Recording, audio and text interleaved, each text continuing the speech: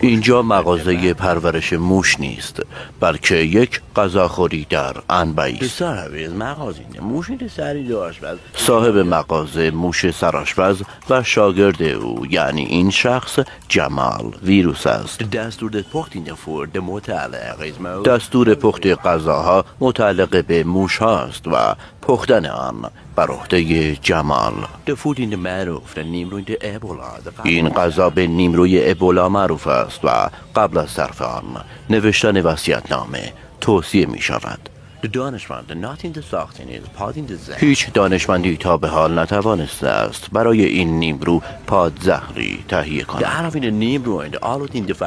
علاوه بر نیمرو، فضای مغازه آلوده به رادیواکتیو است و تمیزترین نقطه لنز دوربین گزارشگر است.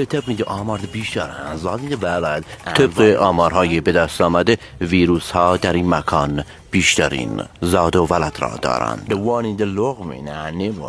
اولین لقمه از این نیمرو می تواند یک انسان بالغ را به مانند ماهیتابه جمال مچاله کند. مصر، نظر.